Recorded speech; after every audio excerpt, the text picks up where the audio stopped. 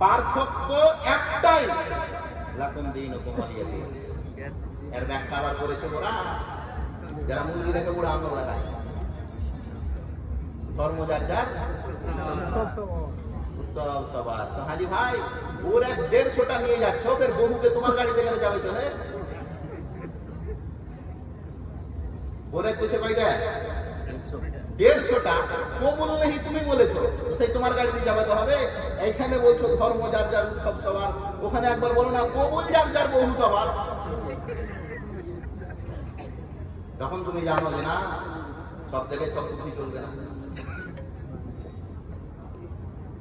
নাউজুবিল্লাহ আস্তাগফিরুল্লাহ। কারাকে ভোট দিবে আর কাদের হই হই রব করে, কাদের পতাকা ওই ছাদের উপরে টাঙিয়ে দিল্লিতে পাঠালেন আর কলকাতায় পাঠালেন, যারা মুখে তালা মেরে আছে,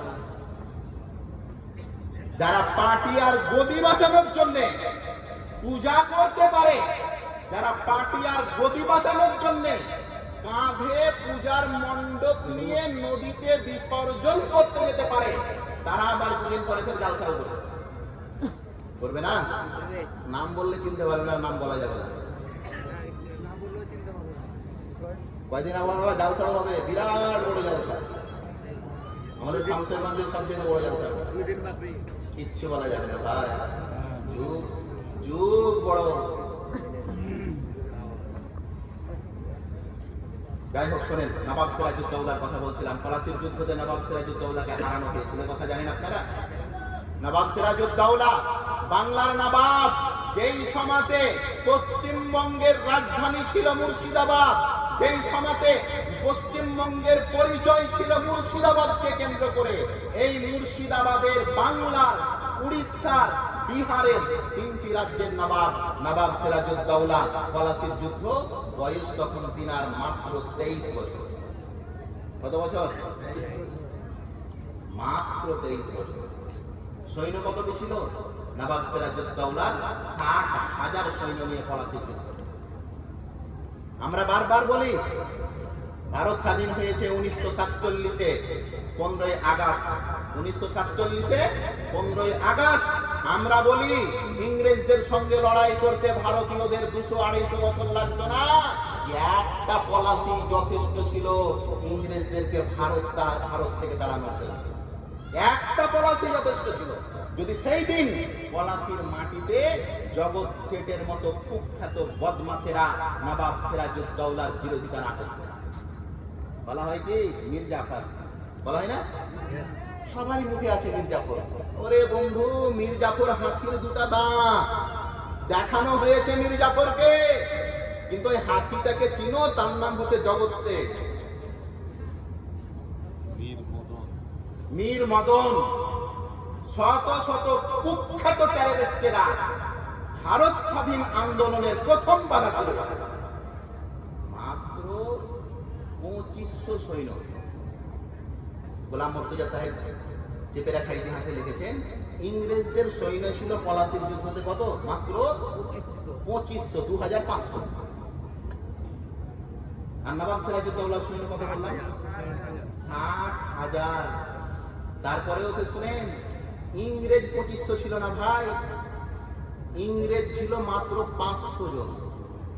ওই বাকি তাহলে 2000 ইংরেজদের লড়াই করছিল, ইংরেজদের দিক থেকে কারা? ওরা ইংরেজদের 5 আটা গোলাম, ইংরেজদের কাছে টাকা নিত আর ইংরেজদের গুণগান গাইতো এই জমিদারেরা। সেই দিন যদি জগৎ শেঠের মতন বদমাশেরা নবাব সিরাজউদ্দৌলার বিরোধিতা না করত, তাহলে 60,000 সৈন্য সেই দিনই 2500 ইংরেজের সমর্থককে পলাশির যুদ্ধে কবর দিয়ে দিত। কিন্তু না, কবিতা আছে না একটা, মুঝে अपनों ने लूटा गैरों में कहां दम था, मुझे अपनों ने लूटा गैरों में कहां दम था, मेरी कश्ती वहां डूबी जहां पानी था। বন্ধু, আমরা ধাক্কা সবচাইতে বেশি খেয়েছি নিজের লোকটা, পর দিয়ে নয়। আপনি তিতুমিরের কথা বলেন, সৈয়দ মীর নিসার আলী ওই যুগে মুসলমানদের উপরে যা অত্যাচার করেছে এই হিন্দু জমিদারেরা, সেই কথা তো ইতিহাসের ইতিহাসের লেখকগণ ইতিহাসের পাতাতেই নিয়ে আসছেন। আমাদেরকে ট্যাক্স দিতে হয়েছে মুসলমানদেরকে, জানেন? দাড়ি, জানেন না? কিসের ট্যাক্স দিয়েছি আমরা? নবাব সিরাজউদ্দৌলাকে বাধ্য করেছিল ইংরেজেরা। এই সৈয়দ মীর নিসার আলী তিতুমিরকে বাধ্য করেছিল ওরা। সৈয়দ মীর নিসার আলী তিতুমিরকে বাধ্য করেছিল ওরা। তিতুমির, দাড়ি ছাড়তে পাবি না, দাড়ি কাটতে হবে। সৈয়দ মীর নিসার আলী একজন মার্জে মুজাহিদ মুসলিম, তিনি বলেছিলেন, ইংরেজ গলা কেটে দেবো তবু ভালো, কিন্তু দাড়ি কাটবো না। আর আজকাল ছোকরারা গাল চিকনা করে ফের হ্যান্ডসাম সাজে। কি সাজে? হ্যান্ডসাম সাজে এরা। ওই পিটি ছেলেটা যদি ফোন না উঠায় তাহলে বালিশের নিচে মাথা ভরে দেয়, হুকরা হুকরা কাঁদে। পিটি ছেলেটা যদি ফোন না উঠায় তাহলে কি করে? বালিশের নিচে মাথা ভরে হুকরা হুকরা কাঁদে। এরা নাকি বলে যুবক।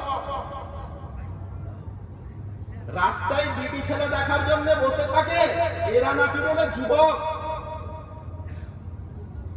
যারা নিজের গায়রাতকে রাস্তাতে বিক্রি করে তারা কি করে যুবক হতে পারে? এই যুবকের প্রয়োজন নেই ইসলাম। সৈয়দ মীর নিসার আলী একজন মার্জে মুজাহিদ, ইংরেজরা নাম দিয়েছিল তিতুমির। কি জুলুম ছিল আমাদের উপরে! সৈয়দ মীর নিসার আলী বলেছিলেন ইংরেজকে, ইংরেজ গলা কেটে দেবো কিন্তু দাড়ি কাটবো না।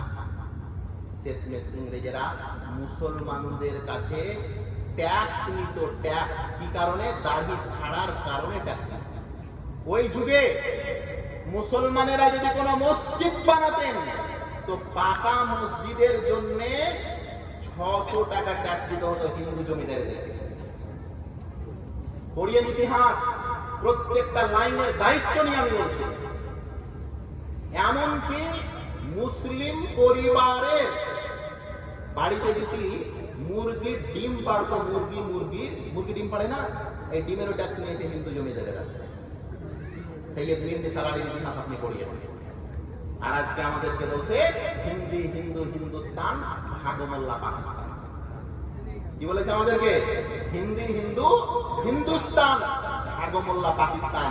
আমরা পাকিস্তান গেলে এমনি যাব না। আমরা পাকিস্তান গেলে